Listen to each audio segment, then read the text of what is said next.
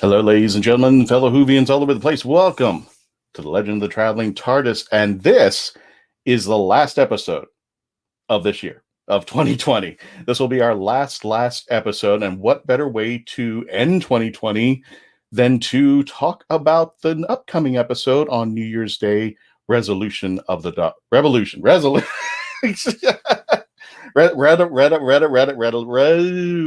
of the. Thank you. Yes, thank you. Our predictions for Revolution of the Daleks. You know what? Let's just get the show started. Hang tight. Here we go, folks. Stay tuned. We'll be right back.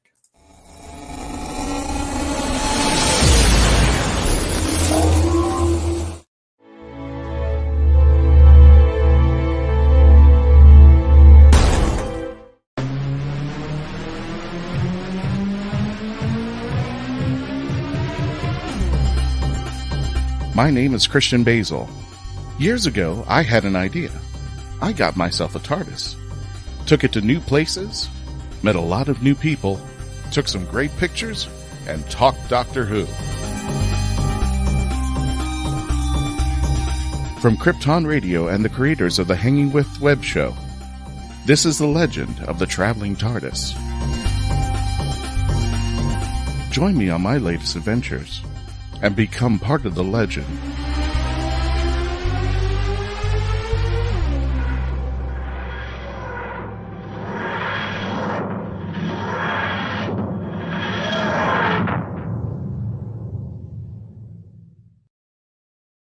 He can't even say the title. He should be. He's just tired. That's what it is, there, folks. Hello, fellow Whovians. Again, welcome to the Legend of the Traveling TARDIS. My name is Christian Basil. I'm here with all my friends today, and today is the last episode of the Legend of the Traveling TARDIS here at 2020. The next episode will be taking place. We will be next year. We'll be seeing you next year of our newest episode, and I want to introduce the entire team. For our friends over at Wizard World, thank you for joining us and welcome. Today, we are going to be talking about our predictions for Revolution of the Daleks, and then on April 1st, after the show premieres on BBC America, we're going to be talking about our review of Revolution of the Daleks.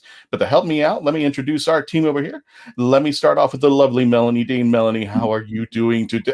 Yeah, what just happened? What just happened there? Crap, I'm down at the bottom, like, darn. Anyway, hi everybody. Welcome to the show where we get to figure out, oh God, I don't even know how to even do this show because I'm so but I'm doing well. I hope everybody else is doing well, and I hope everybody else is excited to see what's gonna happen.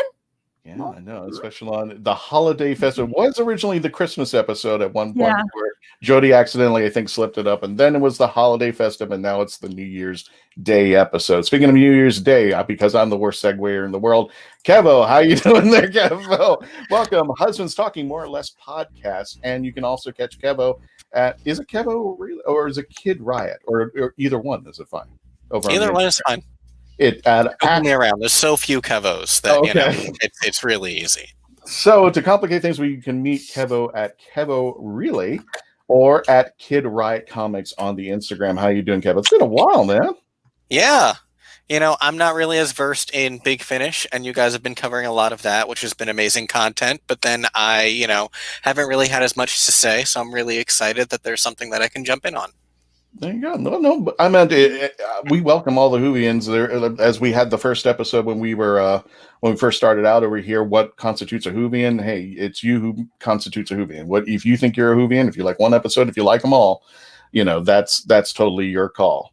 Speaking of liking all the episodes, again, another segue to Mike Faber from their friends at the ESO Network. Talk us a little bit about our friends from who are out there on Wizard World. Tell us about the ESO Network. Sure. ESO Network is a collective of 27 shows now.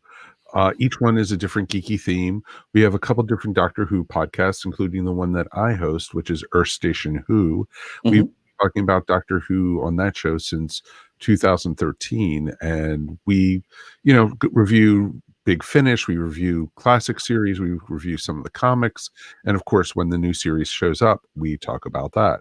And it's just a lot of fun, and it's a true honor to be on your last show of 20. I love how everybody's saying that. It's a true honor to be on your last show. No, for the year. We're not going anywhere. We're going to be definitely ratcheting up in 2021. Speaking of ratcheting up in 2021, the lovely author Mackenzie Rohr, the floor of the Right of Wands. How you doing, Mackenzie? And tell us a little bit about the Right of Wands for our friends at Wizard World who may not be familiar with your book.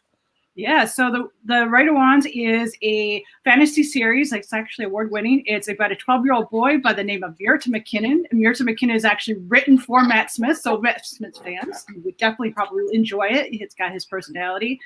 And Myrta has to solve he's a doctor who has to basically fight a plague.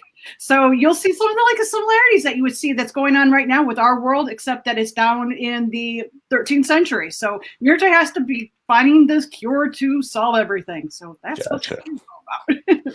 Oh, well, if you want to check out her stuff, you can follow Mackenzie on the Twitter feed. Where can they find your books, Mackenzie?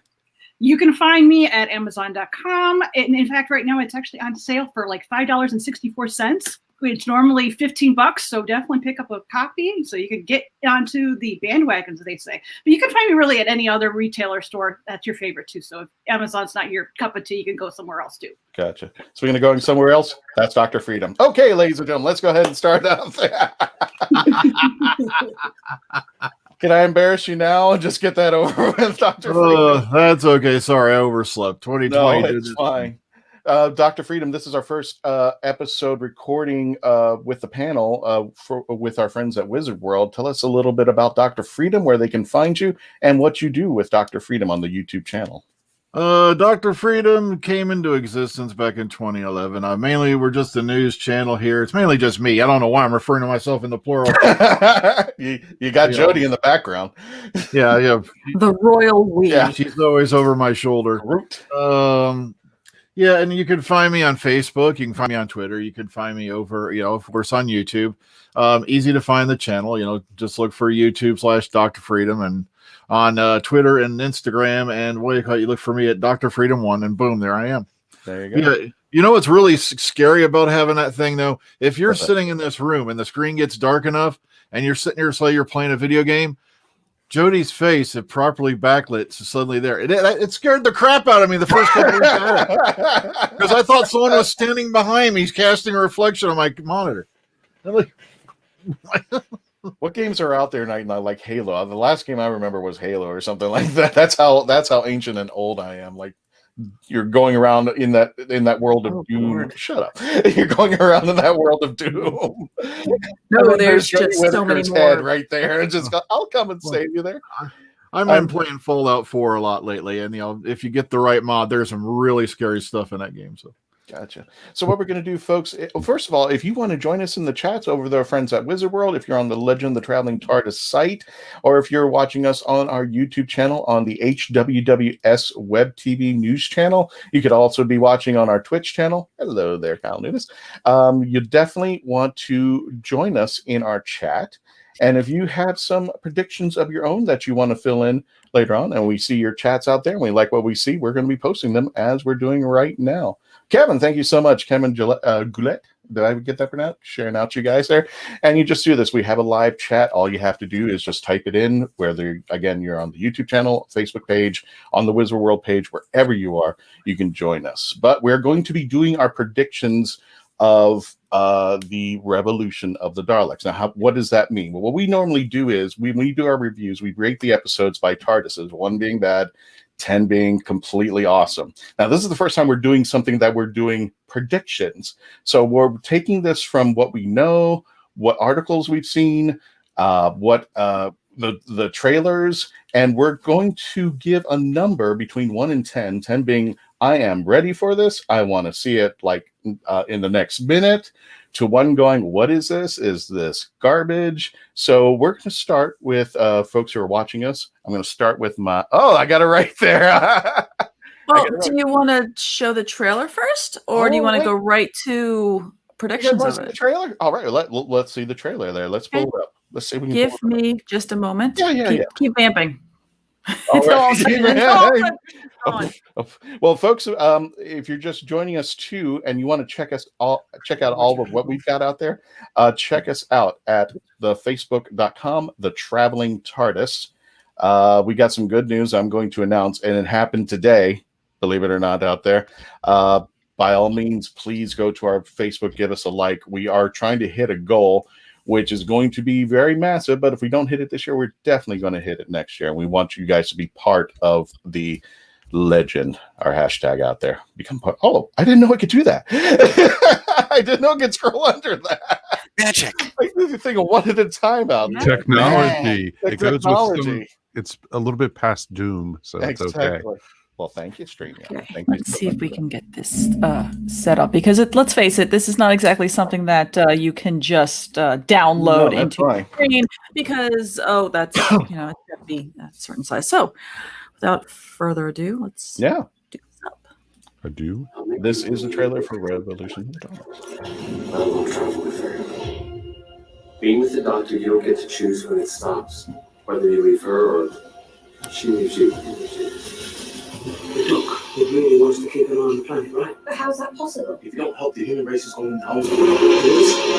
As of now, you will see new defense drones at work. These machines are going to change the world. Yo, remember us? I'm Captain Jack Harkness, and I'm immortal. Are you feeling insecure? Because you seem to leave hot price. Do I? Maximum extermination! Not you guys.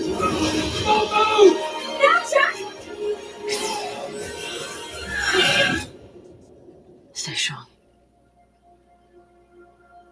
People waiting for you. Ooh, goosebumps. Coming out Goosebumps. New Year's Day. Wait a minute. So, without further ado, we're going to give our ratings based upon the information that we do know, that we kind of do know. Just in case, I don't think we're going to get into it, but just in case, I'm going to just say spoiler alert. We are going to be talking about things that might be spoiling us out there, and I can't control my friends if they say something, so just want to let you know, spoiler alert, just in case they may reveal something out there. So, without further ado, folks, here we go. Melanie, I'm going to start out with you. Now, when we come back to the discussion after the commercial break, it will be the person who has the lowest number who goes first. So, Melanie, what would you rate, as far as you know, your prediction of Revolution of the Daleks? Okay, so I'm just going to do my tried and true. This is how I predict anything. This is how I predict if I'm going to go see a movie, if I'm going to go see any type of content that I've never seen before, because I like to set the bar low. I'm going to give it a 5. Not too low where I'm like, oh, I want to go see The Room. I'm not going to go see, bad things, but let's go at a 5. That way, if Gotcha. it's something that I don't put my expectations so far up that it's insane, but I know I'm going to get some good quality content with Mr. Captain Jack Harkness. And I know I'm going to eat every piece that I see on that screen of him. So let's do this. 5. Gotcha. So, Melanie, we're giving you a 5. That's halfway there. We're looking forward to it, but kind of. We got some issues there. Mr. Kevo of the Husbands Talking More or Less podcast, what would you give a number? Just give us the number there. What you think? Mm-hmm. How do you feel about it? I'm glad Mel went first, because now I'd probably say 7. I was going to say 8, but I want to give it a more realistic 7 now. Okay, more realistic 7. I got that there. Mike, from our friends at the ESO Network. Mike, how's your feelings about this? Howdy, Robertson. I'm going to probably say, I'm going to go between the two of them.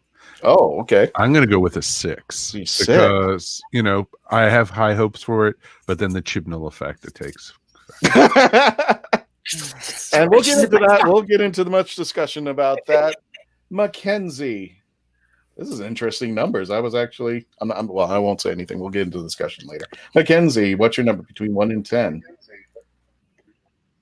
Well, because I have seen a review that wasn't spoilery, but did compare this episode to Journey's End. And Journey's End for me was in the 9s and 10s. So for it to really be up there, I'm going to give this a 7 because I don't think it has any shot We're of giving getting it a up 7 there.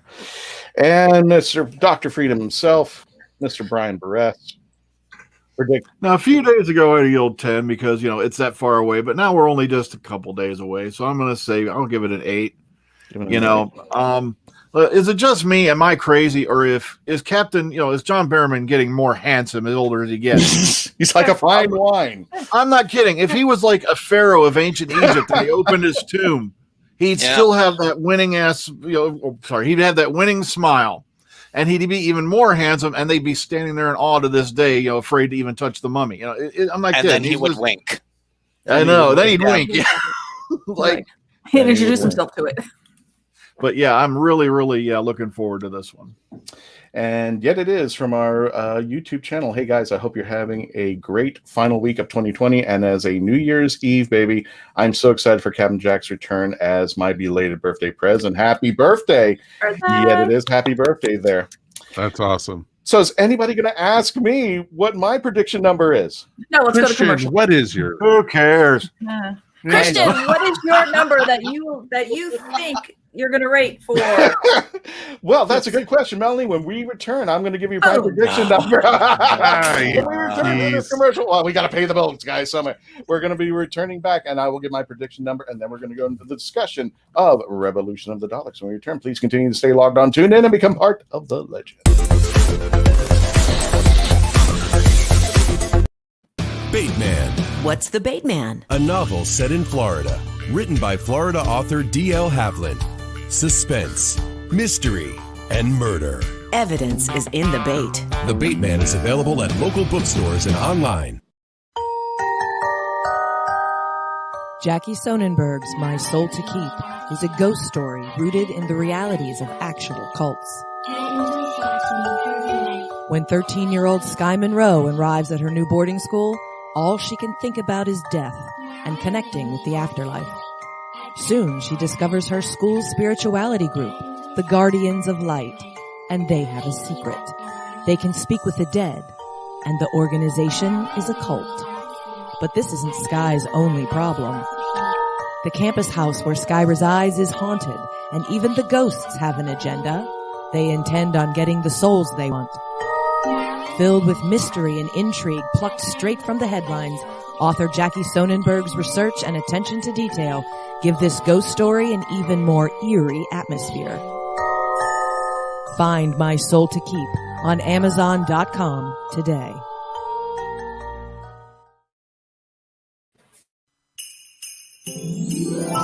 Deborah Parmley's Jenna's Christmas Wish.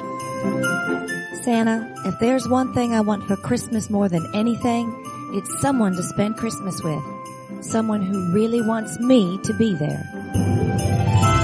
Head to the mountains of East Tennessee with romance author Jenna Hart for a Christmas writer's workshop. Since her mother passed after a long illness, Jenna has had one wish. She doesn't want to spend Christmas alone. Meeting Niccolo Maldini, cover model and actor, could make more than Jenna's Christmas wish come true. Unless Ember, Niccolo's ex-girlfriend, does something crazy to stop them from being together. It's a mountain Christmas romance you won't want to miss in Deborah Parmley's Jenna's Christmas Wish. Now on Amazon.com.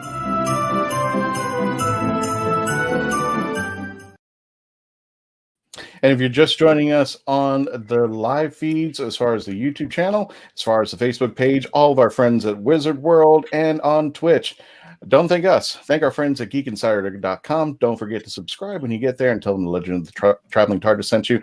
geekinsider.com.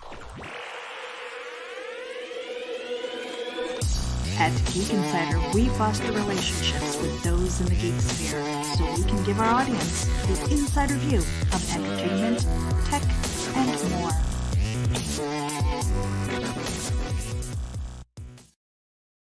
And hello there, fellow Whovians. Welcome back to the Legend of the Traveling TARDIS. My name is Christian Basil, and if you're just joining us, we're doing our predictions as far as how we feel about the upcoming episode taking place New Year's Day, the Revolution of the Daleks. And Mark Muncie, our friend over there, more fellow panelist, he says, my hope is Captain Jack marries Graham.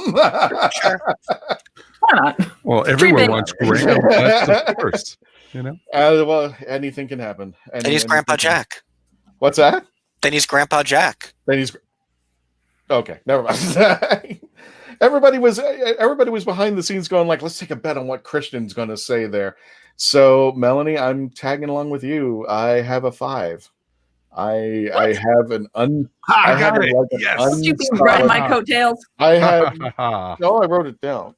Oh, well, I wrote it down. Well, I wrote it. I was writing everything. Probably wrote it after she said it, though. You know what? Hush. Where's that on that list? Oh, it's after everybody. Right. Yeah. Whatever.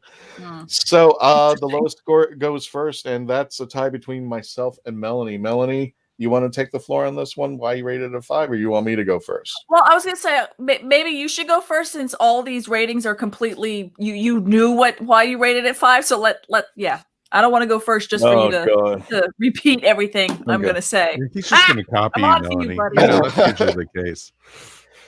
Oh, jeez. And this is one of those things. Where do I begin? So I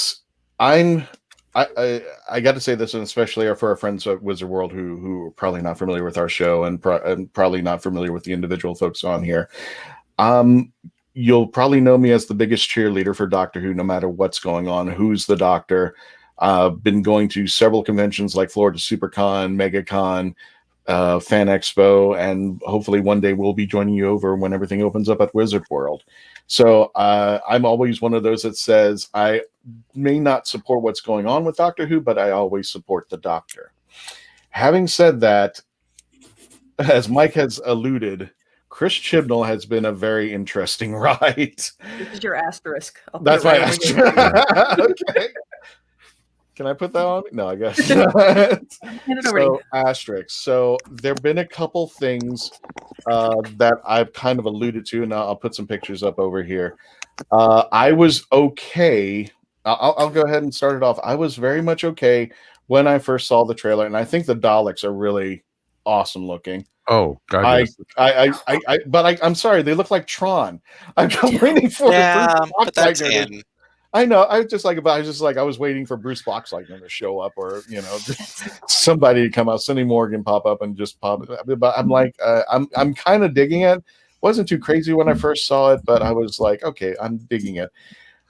As I've told everybody here before, and when we did our review of The Timeless Children, I told everybody in the background, you know what, I'm done with the show. I don't think I can do this anymore. I just really, because I couldn't get my head around what I wanted to say about The Timeless Children. I don't want to come out as somebody who was screaming mad and just going like, oh yeah, this is awful. I needed something to focus on. I took a lot of time, and Brian, Kevo, I'm calling you guys out over here because you guys know it took me a while to kind of get my thought process, give it a number, and say how I felt about that.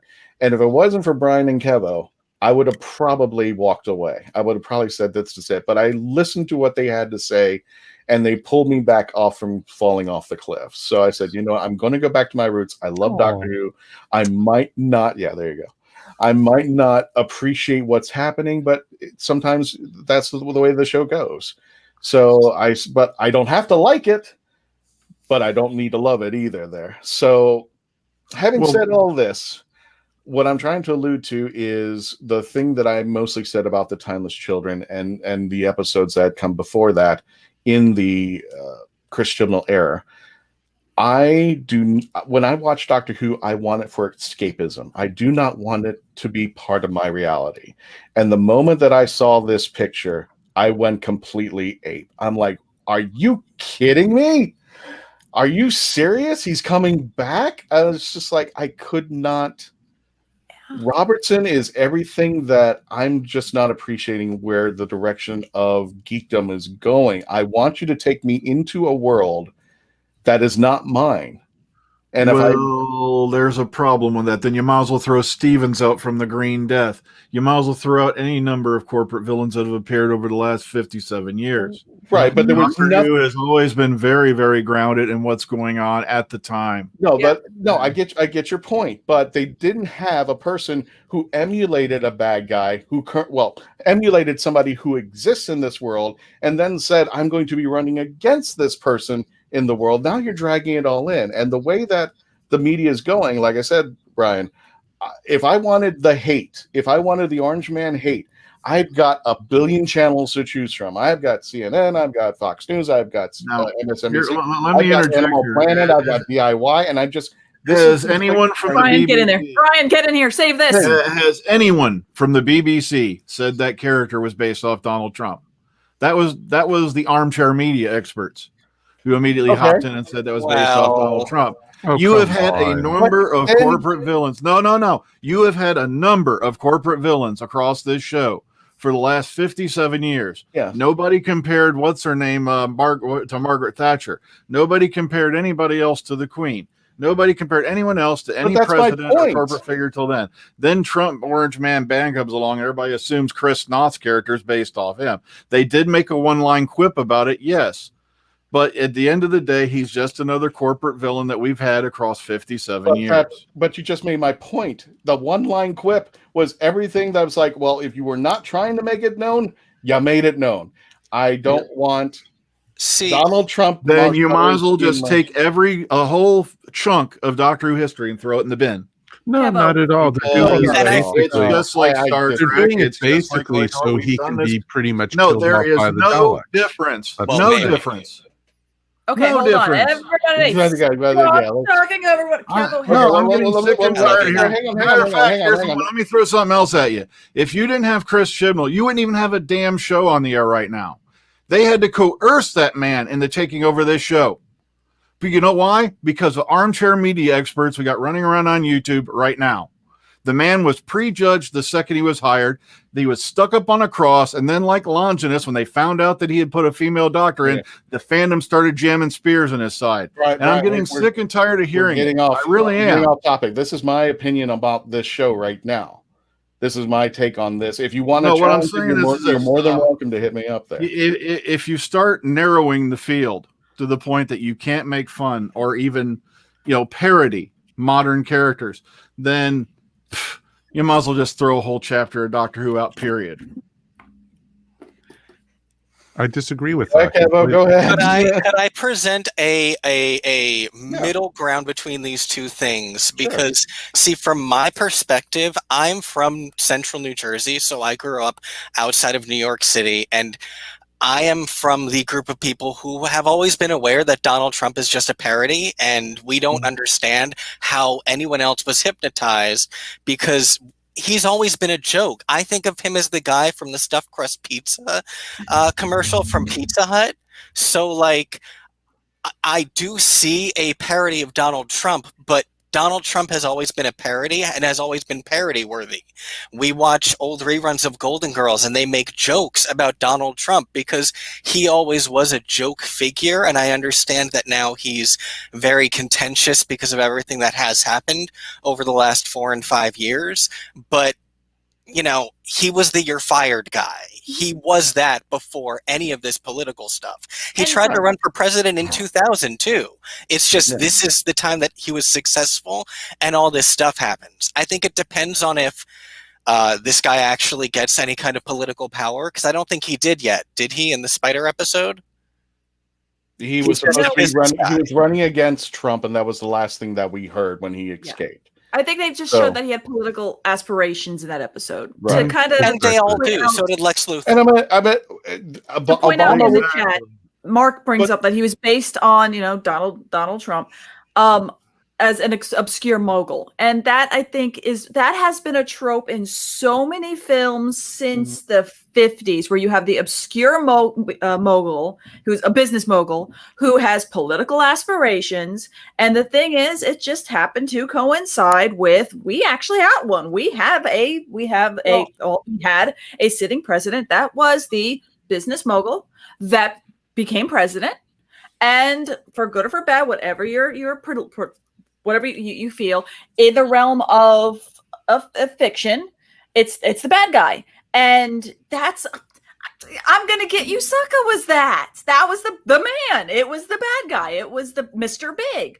Mm-hmm. So it's a trope that's always been used. So it was easy. Yes. Chibnall has done a lot of things where he's taken spots, as to Dr. Frieden's point, where Doctor Who's always had no problem playing around with what's happening right now, and right now you can take that big bad guy being the business one that's lots of money and he doesn't care about the environment. There's so many written characters and books, and novels and TV and just so many entertainment genres where that was the bad guy, and he got to use that trope and go, here's one that we can say with the one line going, well, it's now based on that one. So is that the one that really brought you down to a 5? That brought you that because that character's in this? Is that what really got you into a 5, Christian? It didn't help, and it's just all over the place. It's when I grew up, I meant Reagan was too old to be president. Obama was president in an episode. It was cool. It was fine. Nobody made anything of it that he showed up, except that he was about to make a speech, and then he became a character that got manipulated by the master over time. Deleted. Well, but don't tell me President Winters wasn't supposed to be George W. Bush, though, either. Exactly. No, they've done that all throughout the history. If, like Dr. Freedom was saying, throughout Doctor Who's history, depending where they were, look at the Sunmakers, look at, all these different classic series episodes that touch on politics of the UK at that time. And Doctor Who is continuing doing that. So it just happens that way. And no, I totally get that. It's as old as but and it's okay for it to be. Let me throw a little bit in here. It's as old as Planet of Giants. Oh, older than that, dude. Yeah, well, yeah. That's just the one that's popping into my head right now, where they were attacking the issue of, like DDT and things like that in an offhand way, affecting the environment and things like that, and how corporate men and bad men were trying to push this through, knowing full well the environment. Everybody's getting off of the subject. Doctor. Yeah, I know. I'm sorry. My fault. Everybody's gotten off the. Really? Okay, so. Really, I'm shocked. And guys, this is my opinion. This is my opinion. I'm entitled to it. If you want to pick at it, let me get in the discussion. So let me wrap up for what I'm going to say. That was one of the things. It wasn't the driving factor of the driving me down to a 5. There was another factor that kind of came up, and this kind of threw me off just a little bit. But there's a scene with the Prime Minister and the Daleks, and I was thinking about it a little bit and said, when was the last time I saw something like that? So I'm like, why are we back here?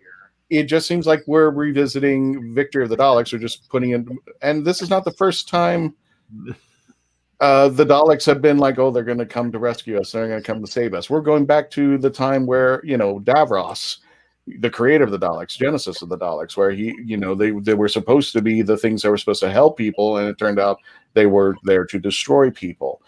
Having said all that, I just don't appreciate it, Brian. I just don't appreciate it being in there in my face. And like I said, I understand the politics of what they've done. I've seen the series. I understand that.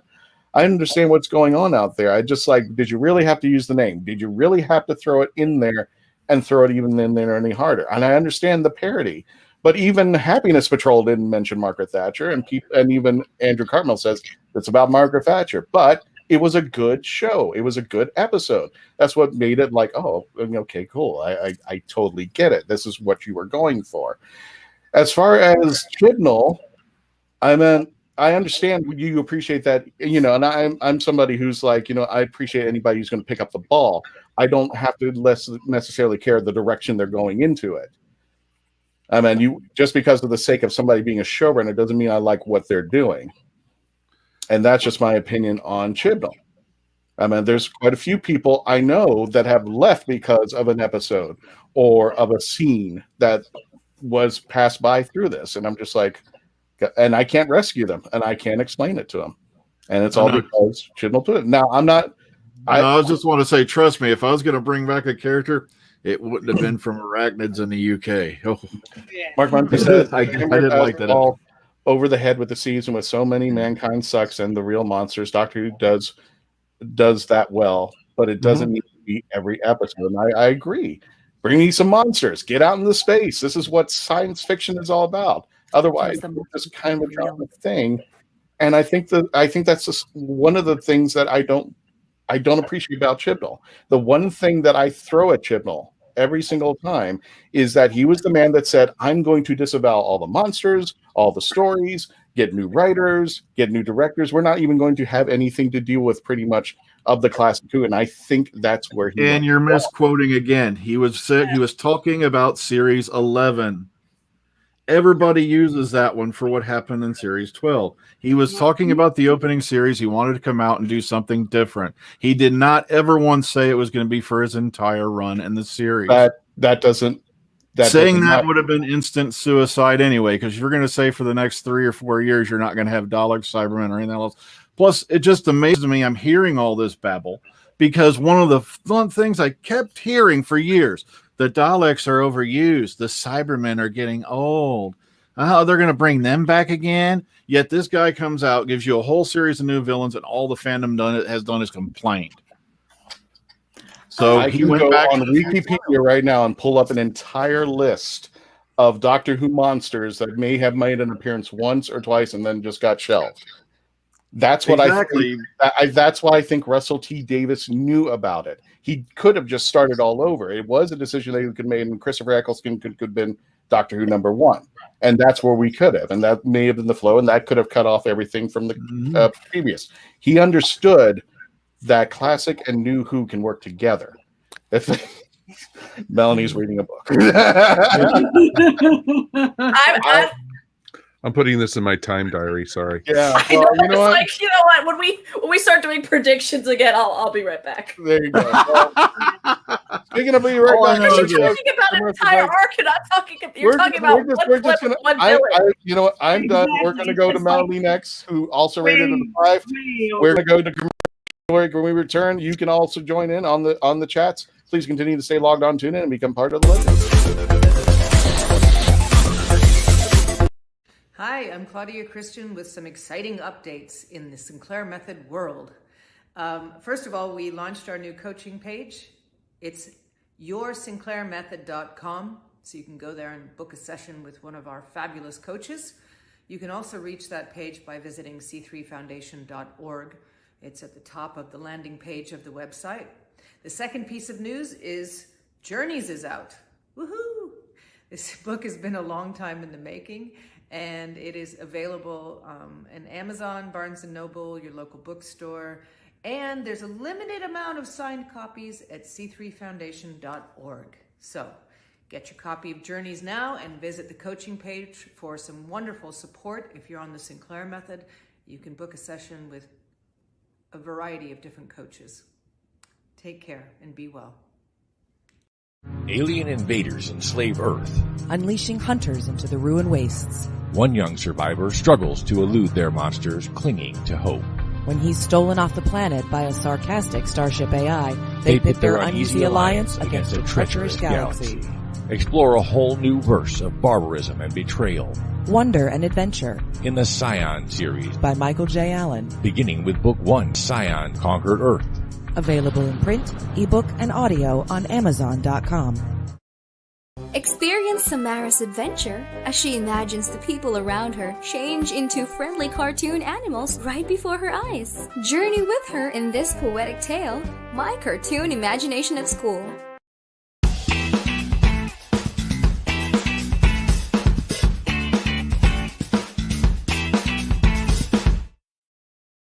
And ladies and gentlemen, welcome back to the Legend of the Traveling TARDIS. My name is Christian Basil. I'm here with my friends. We're still friends, trust me. Melanie Kevo, Brian Burress, Dr. Freedom, Mackenzie Fleur, the Red Wands, and Mike Faber from the ESO Network. And the good thing about this is when we have discussions like this, we're anti-Twitter. We don't hold a grudge. It was simply the fact that we have almost 20 minutes speak left. for yourself. Come on. We've got 5 more except for Mike. I do really miss the era when we could do things like this, have a nice civil conversation, and all that. Because I spent a half hour the other day talking to a guy who just hates the entire Chibnall Jodie era, but we walked away, we shook hands, and that was the end of it. I'm not going to hate the guy for it. No, but I hate you now. I'm from New Jersey. No. I meant, but you can see how well we're really passionate about our favorite show. We have different takes, and this is what's so great about the Legend of the Traveling TARDIS. With all these opinions, with all these experiences, with all these people and different diversities, we can talk like this. And the one thing I wanted to make sure that when we started the show, that every opinion not only matters, but every person's opinion counts into it. And even though we disagree, we still love the show. We still understand that. We still respect each other. And that's the important thing. Except Brian, I'm going to kick his ass when so, Melanie, hey, if you're facing me, you're facing Herman, Baby Yoda, and Worm. Yeah, Herman, Baby Yoda, and the Worm got my back, man. Gotcha. Melanie, bring some sense to our conversation. You rated it a 5 too. Tell us a little bit about your 5. My 5 is based specifically on what I kind of said, vamping it up, was I don't like having too high of expectations. I don't like having too low expectations. I'm not a type of person that looks for spoilers. I've never been that person. Funny enough, and the age will kind of come out real quick. Way back when, during the Star Wars prequels, my now brother-in-law, his whole thing was spoiler free for episode 3, and first one, he was always going to be spoiler free, and he kept like just going on and on about spoilers, and it was the point where I became like the gatekeeper between him and my husband, so they're brothers, to keep the spoilers away, because we're like, look, we don't stop sending me pictures of storyboards of character death, and no, I want to go into a movie, have my big old thing of popcorn, get the drink that's going to give me diabetes, and just sit there and enjoy. That's what I expect my entertainment to do for me. And if I keep my expectations around here, that typically happens. So the same thing's going to happen for Doctor Who. I'm at a 5. Not really loving the Mr. Big he's going to show up, because I was not a big fan of Spiders of the Arachnids one. Right. I've already forgotten the name of the title of the one. I was just not. Not my thing. I know a lot of people want to forget the title, so it's okay. There's a title? No, what? Exactly. There's episode number 4 of series 11 somewhere along the way there. Jodie's in prison. Why is she in prison? I keep these things into my own head. I would think that would be a bigger arc than this dude. So all that showed me when he popped up, and I'm like, okay, well, you're clearly going to be the villain in this. Seeing the Downing Street part, I'm going, ooh, okay, so are the Daleks here to save everybody, or did they save everybody by, doing a little kind of like a little coup kind of thing to have, Downing Street and what's his face showing up? Is it gonna, that way they could easily get our government to, or the governments to kind of go, yeah, sure, here's the world, enjoy. Who knows? So that's kind of like in my brain, giving me my little flow chart of, okay, who's the bad guys, who's the good guys, why is the Doctor in prison? We're gonna need the Doctor, but let's just go right to where the nitty gritty of this is. We're getting Captain Jack. We were promised Captain Jack. Captain Jack still has not seen the Doctor. All he knows, as far as we know, is that it's a female, which he was like, oh, yes. So anyway, and which I still absolutely adored when he saw Graham. It was just like, oh, baby. Just gave him the big kiss and like, wait, you're not the Doctor? Oh, man. I kind of like the silver fox thing going on. So I'm really excited to see him. I'm ready to see Captain Jack finally see the Doctor. I have a feeling maybe Captain Jack and Team TARDIS will be the ones going to save the Doctor. Who knows? We have the fam is 4 or 3 people. So we've already had Captain Jack mistake Graham. So I'm hoping for this trope. I am desperately hoping for the trope that Jack runs into Ryan and thinks, okay, well, he at first might thinks it's Doctor and realizes, oh no, Doctor's female, but he's going to mistake Yaz. I'm hoping that he mistakes Yaz as the Doctor at some point, and then finally goes to find the Doctor. He's already met Yaz. Yeah, he already met both of them, so it's not going to happen. He's already met both of them. Leave me alone. I busted your bubble. Sorry about that. But that's how my mind works. I hope for stupid stuff. I hope for things that might not happen. But I'm also happy. I'm hoping for things that are going to entertain me and that are going to make me laugh. And as long as my bar is set over here, I guarantee that's going to happen, and I'm going to love every bit of it. Maybe I won't love every bit of it. Maybe I won't have there's going to be parts where I'm like, that kind of sucks. But that just, it kind of sucks. I don't put too much gravity in those things. Alrighty. Well, we're about to go to a commercial break, but Mike, you're the next one up. You had a 6. Tell us a little bit why you voted 6. 6. I voted 6 for kind of the same way Melanie did, because I don't want to be disappointed. I'm hopeful. I think the last time Chibnall did a Dalek story, it was amazing. I really did enjoy the story. It actually made the Daleks scary again. And truthfully, when I saw the new Daleks at 10 Downing Street, the first thing that came to my head was, do you want a cup of tea? So because that's the last time we saw the Dalek. Yeah. From the Prime Minister too. So Exactly. So they've done this before, and they're somehow going to turn against humanity. Blah blah blah. It was all an act. Blah blah blah. And I'm looking. There's a lot to look forward to. This is the Doctor in Skaro. Or Shada. Sorry about that. The Time Lord prison. Where is the Doctor? Nice. And has the Doctor, you've seen on the promos, the Doctor's been there for quite a long time. But also remember, the fam does have a TARDIS. They have their own TARDIS that they took from Gallifrey and took the survivors of humanity back to Earth. Mm-hmm. So they don't know how to fly it, but maybe Jack has a clue or something about doing that. But also Mr. Jack has a vortex manipulator too. So gotcha. I have really high hopes for this. I really do. I gave it a 6 because I'm not the biggest Chris Chibnall fan. And, there's a lot that he's done, that he's written, that I haven't liked for Doctor Who.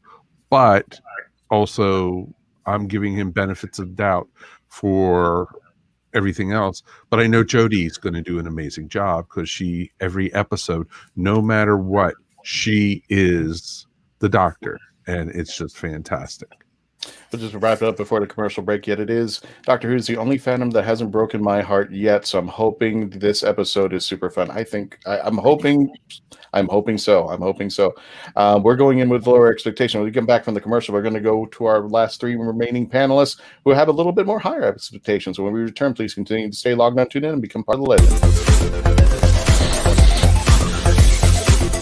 Meet the Doctor. I'm the Doctor. But not the one you were expecting. All right, sexy. It's time to go home. Doctor Who Velocity. Streaming now. Author Cindy Kep is writing on the edge.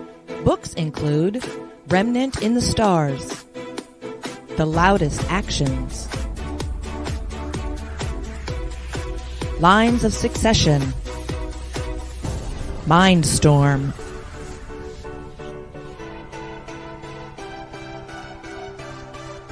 Condemned Courier, the Yerushalayim series, and Animal Eye.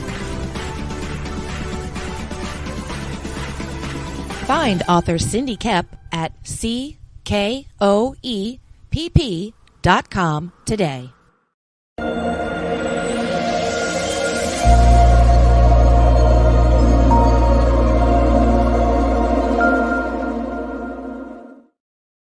If anything you must understand, it is this.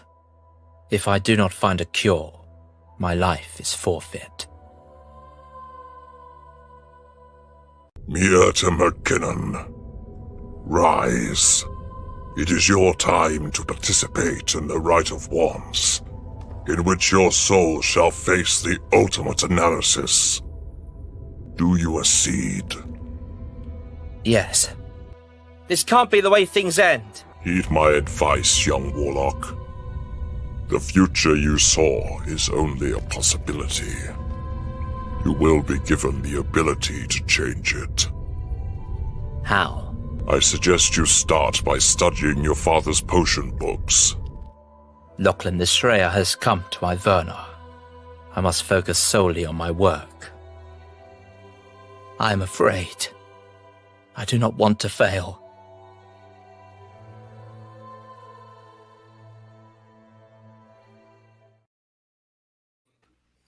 can pick up a copy of The Right of Wands by me, Mackenzie Floor, at Amazon.com and other favorite retail stores. I'm actually going to explain this one at the after party. I'll explain this one, but I'll mention that over there. We got 10 minutes left there, folks. So I'm going to, Kevin, you're going to be up. You rated it a 7. Tell us a little bit about why you rated 7. Yeah, a lot of it is probably just based on the strength of the cast that I know that we're getting. That really goes a long way for me in terms of enjoying things. I love, John Barrowman is back. That's great. I love Chris Noth, even if I don't love this character. I'm a little happy to see the character back, if only because I felt like he seemed to be focused on a lot for someone that we never saw again. If he dies now, that's fine too. I don't care. I think my biggest prediction for the episode is probably, I think it's going to end up being very the Christmas Invasion, where I feel we might not even get a lot of the Doctor. I don't even know if we're even going to get her out of prison in this episode. I just feel from the trailer, there hasn't been any footage of her outside the prison. And I know that sometimes they like to keep mystique, but at the same time, for an hour-long special, it's hard not to use really good footage for a commercial. So I feel like we would have seen something like that, but I don't know. That's part of what's keeping my expectations low, though, is we don't know if we're going to see any of Jodie outside of prison. So, I guess we'll see. I really hope this resets the character of Captain Jack, though, because I only just recently learned the plot of Miracle Day after having quit after the first 3 episodes. I'm glad that we have Captain Jack back, because that was not a great note to leave that character off on. Children of Earth was a diamond in the rough. It was gorgeous. It was beautiful, and it took your heart, picked it up, and went until it fell apart on day 5. Yeah, and then all of a sudden, Miracle Day, you're just like, really? This really? So, speaking of Miracle Days, Mackenzie, you rated it also a 7. Tell us a little bit why you rated it 3. Well, one thing of being not only the writer of the Right of Wands, I'm also responsible for the Binge Watcher Guide to Doctor Who. So I do a lot of research behind the scenes before I come up with an opinion. Going from the last episode being with the era where everything has essentially been kind of reset. I love that. That was something completely new. And from a mental wellness perspective, I believe that this episode is really going to bring out a lot of Yaz, and we're going to be able to see that connection between her and being able, kind of like with Rose, where Rose was separated from the Doctor during Chris's time, and at that particular moment, I think we're going to really see a lot of more exploration with Yaz as a character and her attachment to the Doctor, and how somebody such as the Doctor can make such an impact in somebody's life that it literally changes them. And I can relate to that because that happened to me with my writing with the Right of Wands, with my connection with Wizard World and Matt Smith. That changed everything for me.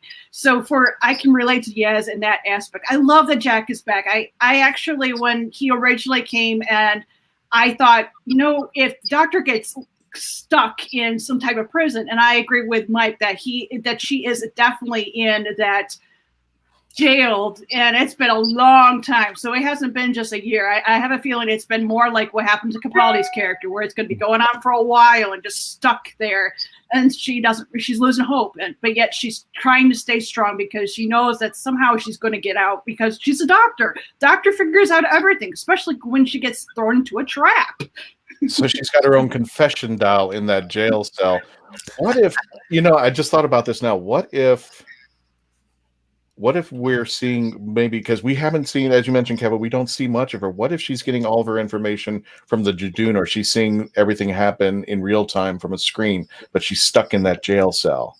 Mm-hmm. So she has to watch her companions, and she's watching everything unfold in real time, and she has to deal with the thing that she is stuck.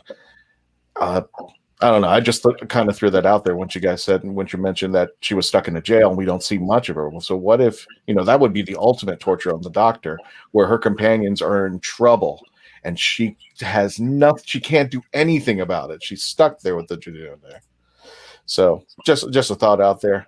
And speaking of just a thought, Brian, you rated this an 8. You gave it the highest score. Tell us a little bit about why you rated it an 8.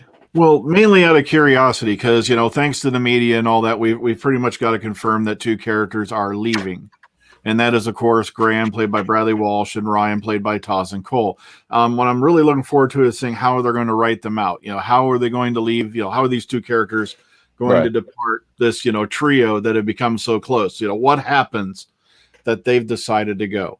Plus, another couple things that intrigues me. Like I said, it may be nothing, but they have the opening slot scheduled for this for 75 minutes, yet on the re-air date, they've only got it scheduled for 70. Are they going to throw something a little extra in? Don't know. Maybe, maybe not. Plus, there's been words going around about a scene that was shot a little bit later that has been reinserted back into the footage they shot originally for Series 12. What is that scene? What does that entail? What's that going to do? Has my curiosity piqued on that front as to what they're going to do with that? But, there have been rumors that Bradley Walsh's character of Graham may pop up like just little places here and there, when the Doctor's on Earth, but that's going to be it. So it's, kind of weird. A lot of people are screaming companion death. Someone's going to buy it. But, we have no confirmation on it. I don't know if they'll go in that direction again or not because, who wants to be Adric? But okay, and let's move on. Wrong. Oh, I got a question. Brian, you've been doing all the research. You've been keeping up with things. You've been putting out videos on the YouTube for the Dr. Freedom on the YouTube channel. What is the one prediction that you've heard out there that that kind of just brings it into your attention? You're like, okay. And it could be something that's just weird or obscure or just like, I can't believe anybody would predict that. What's the one thing that really pops in your mind of all the research you've done? Well, like I said, the one that intrigues me the most is someone's been going around saying someone's going to die. Yeah. But like I said, I don't, that intrigues me because they really haven't gone in that direction in quite a while, or at least not since like Linda with a Y, I think all the way back in Eccleston here and all that. Plus, before that we had Adric, which was one of the more famous ones across the classic series. So will they go in that direction? Will they, tread over that barrier? That has me intrigued right off the bat, because I've heard stuff about Bradley Walsh possibly popping up again, but nothing about Ryan. Well, you also did have Graham's wife pass away in the first episode of this new Doctor. So it could be something that somebody does to sacrifice themselves to save the others. That has me intrigued also. Will they go down that path? Don't know. What about Jack sacrificing his body to become the face of Boa? Well, that would be interesting because Moffat apparently adopted the fan theory that had come up a long time ago that if John Barrowman had been available for Demon's Run and all that, he would have been beheaded by the Headless Monks and then became the face of Bo. But I'm like, we've seen his entire body regenerate after getting blown up by a bomb, so I don't know how that would happen. But Moffat said, yeah, I would have probably done that. So will he stick to that, or has he given Chibnall permission to do something different? That's also very intriguing. We don't know. And that is an interesting point. It's just because the head eventually does the human, if it just kept growing and growing and growing and becoming, because he has made it take on that he has had work done. Remember with that one David Tennant episode, I can't think of it, with Martha. But he goes, have you had work done? And the doctor he goes, have you had work done? And he turns around to the doctor. You can talking about his regeneration. What was that, Kevin? Utopia. Utopia. Thank you. Exactly. And, but also, the one thing his head is getting bigger, though, just because of his ego. That's the way to say it. There's not a I was about to say the same thing. Barrowman's got such a swelled head, according to some people. There's no planet that can hold that. No universe will be able to hold that ego in there. But the other concern is that they've hinted and they haven't fulfilled it. Graham may have the C word again. Yeah, and that has not been resolved, and I don't know if that's something that's going to be explored in that. I hate for it to just be an episode and they don't explore that at all, but I also don't want to go that way. I don't know why. I love Graham. I don't want it to go that way. I hope not. I have been strongly suspecting that is the direction that it is going with Graham, and the only reason for that is because with the episode that was the Frankenstein episode that we got, he was the only one who was able to see the ghosts. So that kind of got an idea, okay, he is getting more towards that side of the realm. And then going to what Dr. Friedman was talking about spoilers that we've seen out there, there has been a message, though I have not confirmed it myself by any photographs, is that Graham is going to be same attire that he wore in the very first episode of season 11. So whether that is true, there's also thought that finally Ryan is going to be able to ride a bike. So but interesting has seen how those two are actually going to be written out, though I have heard that Graham will be making more appearances in the future, just not going to be there as a permanent character anymore. Well, we got less than a minute left. Does anybody have any final thoughts they want to throw out there? Jack and Graham will run off into the sunset and form a new Torchwood. I like that. My thought is 2020 is almost over. Thank goodness. Yeah, thank you. We're just going to you. 2021. We also Stop being hopeful. Don't say anything. Don't put anything on the universe. Let's just let this. As we wrap up, folks, let's just give you some stuff that you can follow. You can follow us on the Facebook page, facebook.com, The Traveling TARDIS. We have now rise. I don't have the picture with me, but we're now up to 46,000 Facebook subscribers. We just got it this morning. We were like 45,000 for 3 days, and now we're at 46 and still rising. So thank you all for joining us out there. Thank you so much for joining us. Also, our friends on the Traveling TARDIS Facebook page, if you want, join our friends on Facebook.com, Wizard World. We're also showing there, and check out their merch, the wizardworldvault.com. And if you're looking for Traveling TARDIS merch, look no further. There's our website. Let me give you a couple examples of what we got. And if you can see it right behind me, that's the new shower curtain. You could also call it a backdrop. What's that? You could call it a backdrop, but no, you could. I could. I want my Legend of the Traveling TARDIS underoos. I don't want to You know. don't want to go That's too much information. You can also get phone covers, skateboards, towel, and you get face masks too. And I'm a hoodie, tank top, shirts, get it all over there on the Threadless site. Check it out there. Also, if you want to advertise with us, by all means, go ahead. You can send an email to myself, Christian at Hanging Wish Show, spelled HANGIN, with show.com, or Sage at the Hanging Wish Show. Rates are reasonable. Our audience is growing. You will be able to post on our Facebook page as well as on our live feed chats here and on our podcast as well when everything's said and done. Speaking of podcasts, folks, for those of you who are on our podcast, thank you for joining us. We're going to be ending it right now. For those of you who are sticking around with the live feed, we're now into our after broadcast party. I want to thank everybody for joining us. Please stay safe. This is the final episode of 2020. When you see us, we will see you next year. So please stay safe, stay strong, wash your damn hands, as my friend Brian K. Morris says, and always become part of the legend. Take care, folks. We will see you in 2021.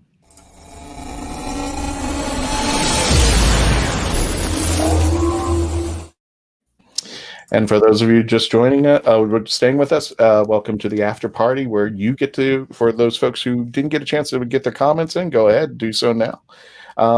And just some last minute thoughts, but I did want to mention this, because as soon as Mackenzie pulled out her wand, I pulled out mine.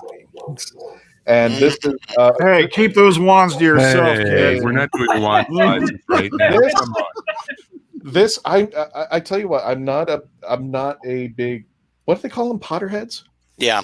That's what they're going. Where was that word? Why? I mean, I just don't know if I would call myself a Potterhead, but I've seen a couple movies. I had just never gotten into it, and I always, when I'm walking around Universal Studios and Islands of Adventure and their lands where they have the Harry Potter, I love that, and it's just like I see people waving their wands and triggering stuff and doing it. It's like I've always wanted to get a wand, and then I walked into the wand store and I said, "No, I don't want to get a wand." Because I saw the price and I'm just like, I don't want to get a wand. So I got one. That was bad. You should know the price for this.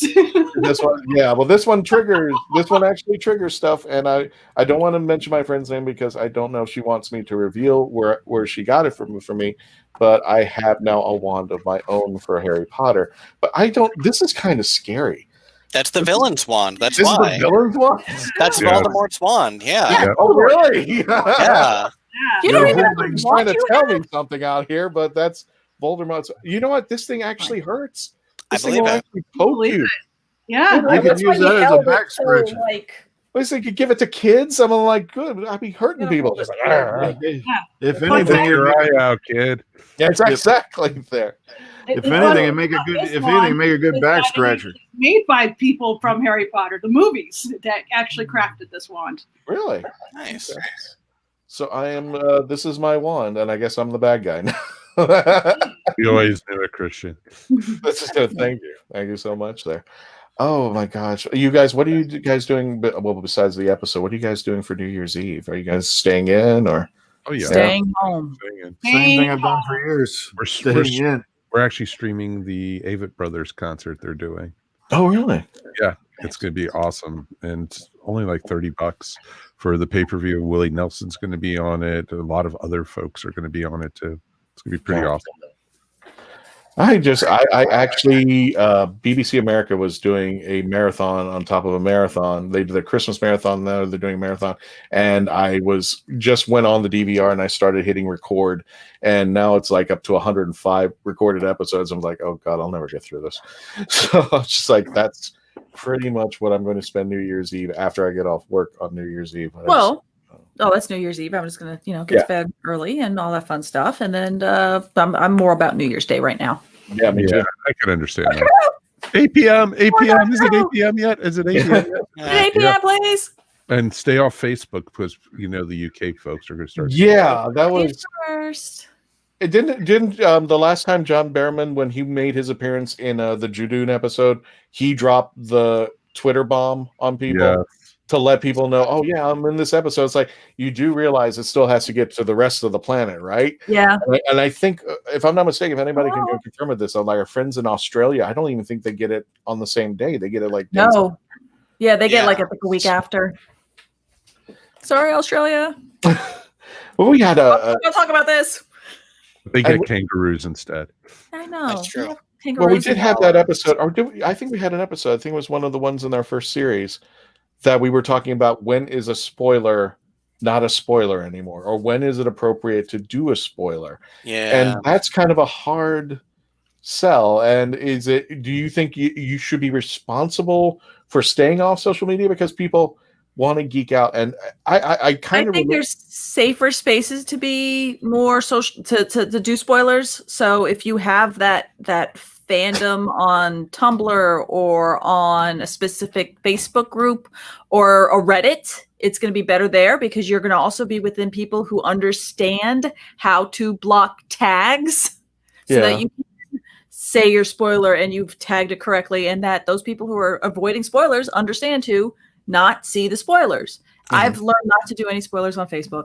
Too many people are just very simplistic in their tech knowledge, and I say that lovingly, in that they don't know how to have blackout tags. They don't know how to tag. First of all, I can't make sure I don't see a tag if someone forgets to put a tag on there. And then, like with Reddit and whatnot, I can hide text. I can hide the image. The auto mods are really good about hiding stuff. So find your safe spaces, people. Well, exactly. I know. I try to put spoiler warnings in the descriptions of my videos. I also give a verbal, warning before I discuss anything in the video. So that way it's like, you've had 2 warnings right there. What else can I do at that point, to keep you from going on? Right. So, but still there's people who do, and they still get crazy at you. Like, you spoiled me. Like, but I warned you in the description, and I also told you in the video, don't watch past this point. Well, exactly, and literally, like Earth Station Who on our group, we basically say 48 hours after the episode airs in the U.S. That's when you can talk. Thanks, Kevin. So it's pretty straightforward. But yeah, and we've had to delete people and such from other groups and such because they put out spoilers. So I'm sorry, Mike. I just saw Carl's note. He goes, in the old days, we had to hold a piece of paper over the screen to stop the spoilers. Yeah, exactly. But what do you guys do? What would be your thing to do? Because I follow John Barrowman on Twitter, and that's how I knew about his appearance in the show. And I was like, oh, well, God. But you see, for me, I'm okay if I get spoiled. I'm going to watch it anyway. I really did. Honestly, the rule of thumb is just stay off social media. When people like, if you know, stay off Twitter, stay off social media. Believe me, there's a actually time did. when we didn't have it. I do love being surprised. That's one of the best feelings in the world, is being surprised. I was, Doctor Who, when, surprises all the time. When Tom Baker showed up and I heard that voice in the 50th anniversary, even though he blew it and a lot of people had seen it, I hadn't seen it. Good for you. My jaw hit the floor when I heard that voice in the museum. It was just like, oh my God, And I still get that. There's no other voice like that one in the whole world at all. Even to this day, it put chills, and goosebumps, and it was just awesome. He's done voice work for other like for one of the Star Wars series. So even then, I'm not telling you where he is, but there's one part where all of a sudden you just hear that voice and you're like, yeah, he was in an episode of Rebels. Mm-hmm. Yeah, yep, the Bendu. Yeah, I love that role. Mm-hmm. That was the whole reason why I went in and started watching a little bit of the Rebels, because Tom Baker's in there. I'm like, yeah, I got to see this. And I saw I put it on the YouTube and I was like, oh my God. I was like, but I kind of like that little crossover where it was now, hey, Tom Baker is now in Star Wars. That little crossover. Well, so was Tennant too. So yeah, Tennant's been in there. And it was the robot. Mm-hmm. Yeah, he played a droid. Yeah, that teach the younglings how to make their sabers. Exactly. Yeah, he was teaching the younglings on that trip. Yeah, to get their crystals for their sabers. Yeah, and yeah, there's some awesome crossovers, and folks, it's to be not spoiled and to be surprised by these things. It's classic, and I miss those days. I really miss those days when you actually could genuinely be surprised. It would have been awesome, for a couple different things. Like, you knew in the last Tennant episode that he was going to regenerate. Wouldn't it have been awesome if when he fell through that glass roof from jumping from the spaceship, he regenerated right there and had to finish the storyline as Matt Smith's Doctor or something? That would have been awesome. Or when Tennant got hit by the Dalek in, when he was running to Rose, and that one I thought, I was like, oh my, because you kind of knew that, okay, this is going to be the last season for Tennant, and then that happens, you're like, okay, he's fine, they're not going to change, and then they get into the TARDIS and you're like, wait, it's happening now, what? And then no, the sideways thing happens, we have 10-2, and I thought for certain that was the moment. So that was Instead, we got Dr. Hand. It was awesome. What about this? What if we had an episode? What if we had they don't even announce the person. They just make it happen. They record the episode, and we don't know until the moment it appears on our screens who the next Doctor is. Yeah. Or, wait, 12 doctors? No, 13 doctors. And you saw one the eyes. They never one moment I loved. Yeah, me too. No, one moment I loved was the end of Partners in Crime, where Rose appears. If I remember, it was when Donna Noble returned. I believe that was Partners in Crime, right? Yeah, she's going to throw the keys in her keys in the trash can for her mom. Yeah. Well, also, what was really nice about that was they cut the episode just before that when they sent it to the press release. So nobody knew, not even the press, that Billy Piper had returned. I got spoiled. You still got spoiled with it? Like right before.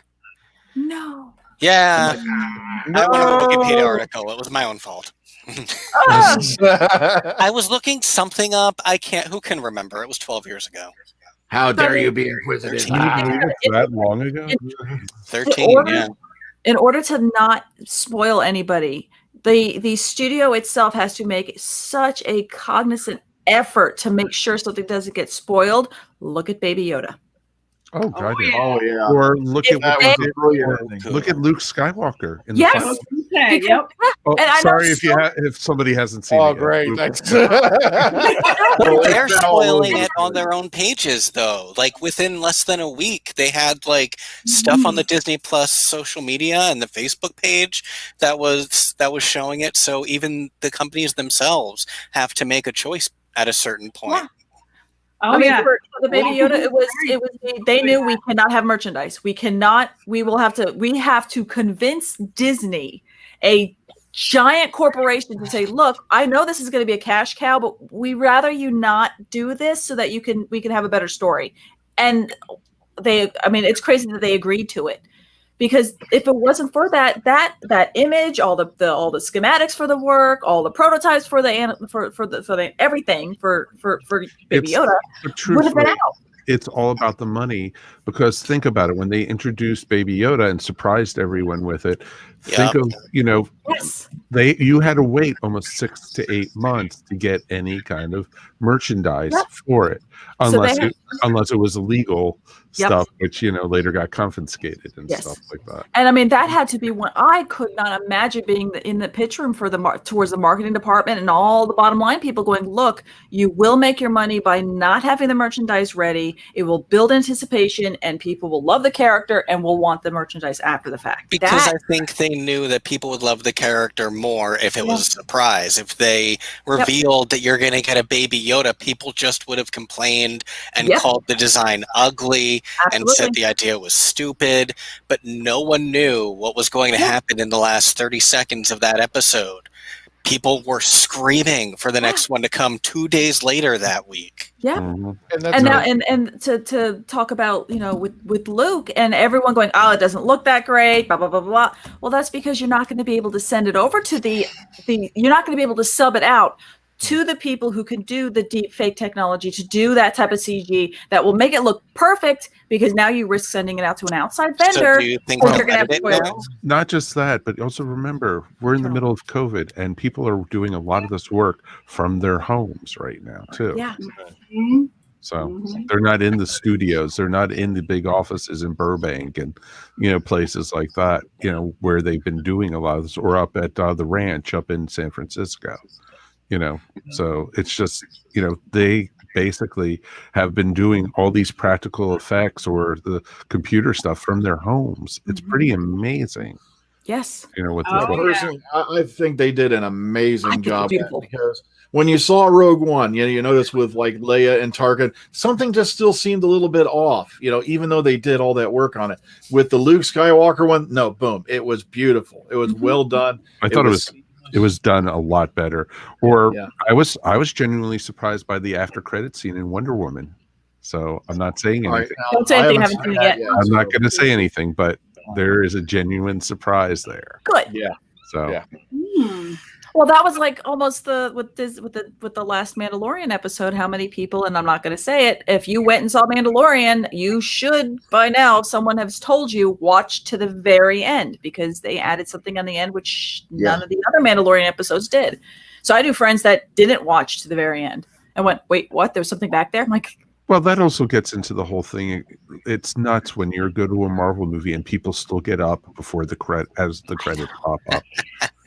And everything. It's just. But then when you don't and there's nothing, and you're like, I had to pee so bad, and I'm standing at the door, this popcorn's going through my and system. there's nothing.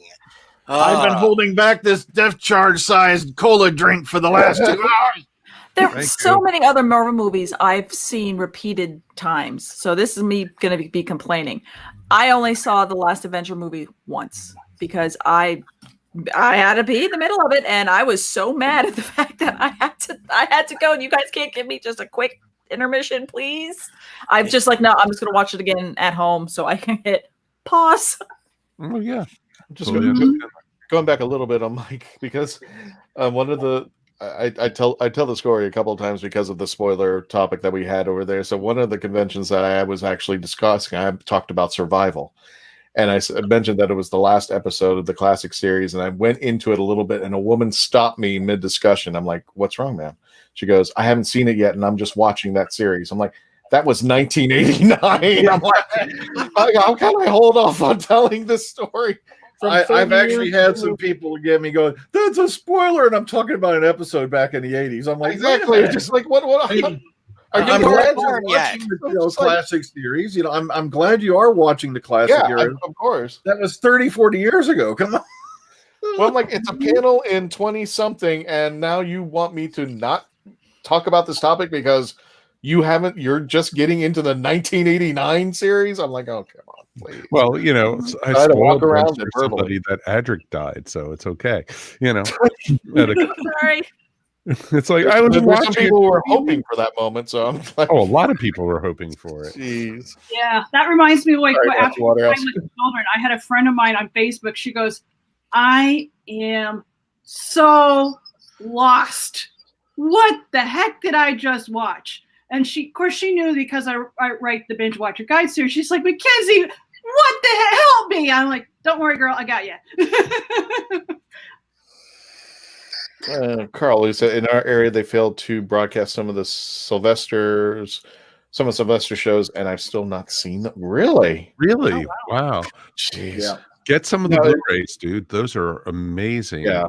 The Sylvester stuff is, you know. Or Pluto TV.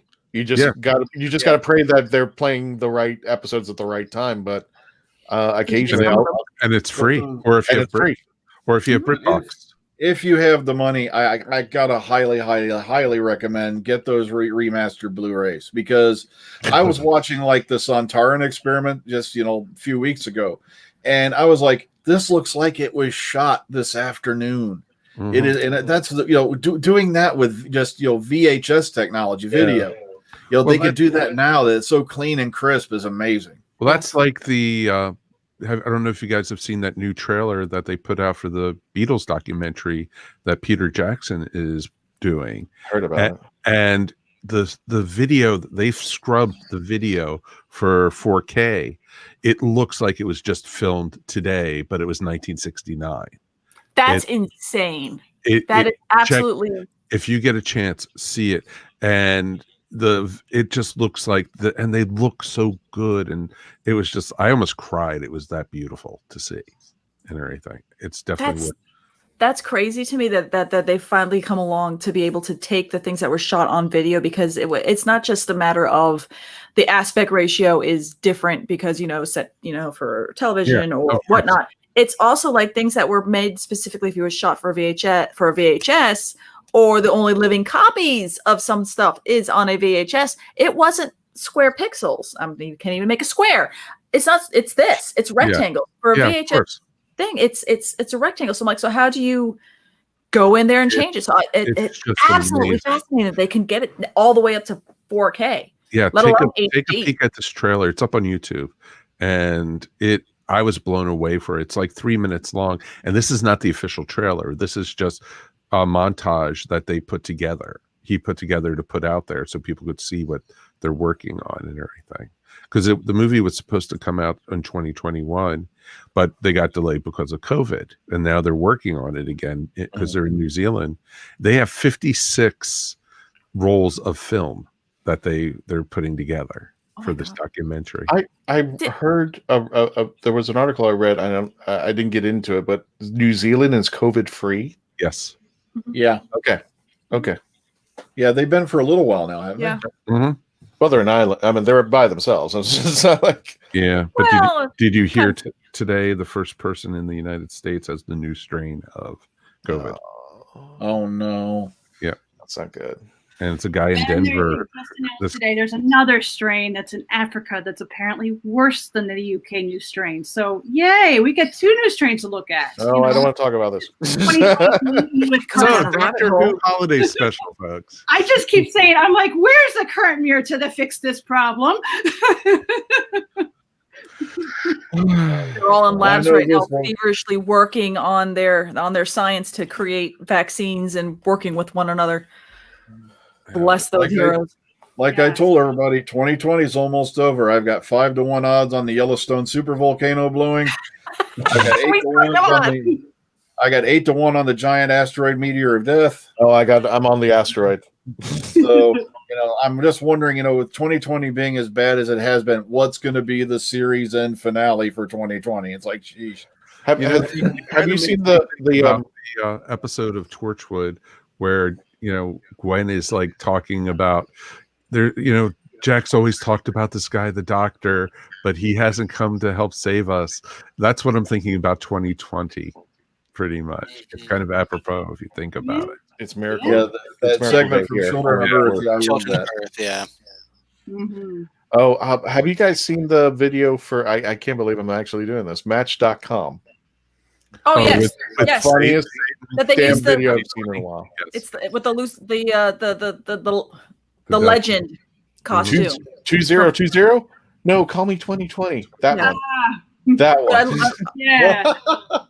My And biggest happiness is the fact that Satan is from Legend. Yeah, Like the Tim the Curry Legend. Legend Yeah. costume. I'm Yeah. like, that made me so You got to catch it, Kevin. Once we're done here, just pull up the YouTube. It's basically Satan's dating 2020. it's hysterical. Really and Nice. the end. I won't spoil the ending, but it ended the way it should have ended. It ended perfectly with what she said. I'll just leave it at that. I still, honestly, am still for it on New Year's Eve when it goes right to New Year's Day. As we all go outside or open a window or a door and shout Jumanji. I am. That's already happening. I can tell you just how mad 2020 is going. Karen to join us to do this. I can tell you just how mad 2020 has gotten. You know how I know we're in trouble? Matt Smith has landed honest work on the Game of Thrones prequel. Well, I know. I put that that. was actually faded. That was faded. I actually had I had a premonition that actually was going to happen, and I didn't say anything, but I had a feeling something like that was going to happen. But here's the bit of Doctor Who irony, though. I was going to win too. So I was This is different directions this year. No, but here's a little bit of Doctor Who irony. He's playing Daemon Targaryen, spelled Daemon. Mm-hmm. The Well, and Daemons. also, he's not a good guy either. He's not at all. He's very much he's very abrupt, very much a bully in your face. I've heard also that there's going to be, at least with the character in the book, I have not actually read the book. I got the book today. I was actually supposed to review it for a different company, and unfortunately that didn't happen. I could not get to it with everything. I wonder if he'll bleach the hair, or if they just go the wig route because it'll be easier on the scalp. I was supposed the wig route because it's going to be very long. It's going to be very, very long. Oh yeah. Well, also, he's shaved his head for a role before, so he could go the wig route, really. Yeah. He could go. Well, you saw him as Charles Manson, haven't you? Because he went the wig route. Not yet. I want to see Charlie says. Oh, yeah. He was awesome as Manson. Oh, God. I know, but the scary part is when I hear Charlie says, I think of the cat, from those little ads, Charlie says, don't go talk to strangers. Those ads. Oh, there you go. Well, folks, we're going to go ahead and wrap up the watch party. Thank you so much for joining us. I got to get going. But, again, if you want to join us on the YouTube channel, go over to YouTube.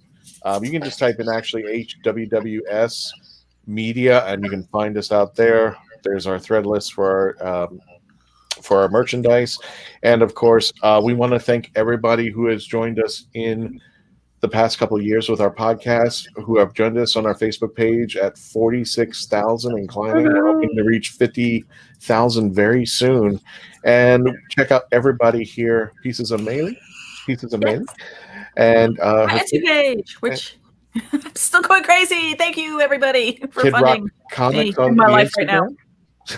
Kid Rock Comics on the Instagram, the ESO Network on the Facebook page. Check out their series, because you guys do other geekdom as well, not just Doctor Who. You can do we do. We cover everything geek.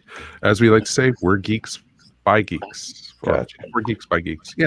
Sorry, I've had some. Mackenzie Floor, The Right of Wands. Check out her books and our upcoming books as well, and Dr. Freedom on the YouTube channel. And even though it looked like a verbal fight, I love the guy. I truly love the guy. Trust me. I'm not angry or No, anything. I'm not angry either. We have our, this is what we do. We talk about our opinions. We hash them out. We talk it out, and we have drinks after whatever. We're like the Siskel and Ebert of the Whovian universe. I want to be Siskel. Yeah. I'm the one who just sits back and just like. I'm the one who turns the channel with that. There you go. I'm the one that gives nonverbal cues to stop. Everybody gets in trouble. Who are we kidding? Everybody's folks, don't forget to join us this coming Friday at 10:15 Eastern Standard Time PM. We're going to be going live after the premiere of the episode Revolution of the Daleks, we're going to be doing our review. And we all hope you enjoyed it as much as we're going to hopefully be enjoying it, because we can't wait. So, folks, again, please stay safe out there. Happy 2021 as it approaches. We're going to see you again in 2021. Thank you to our friends at Wizard World. Thank you for our friends in Twitch, YouTube channel, the HWWS team, family of media. Check them out there. Thank you, folks. Enjoy yourselves. Please stay safe and continue to become part of the legend. Have fun.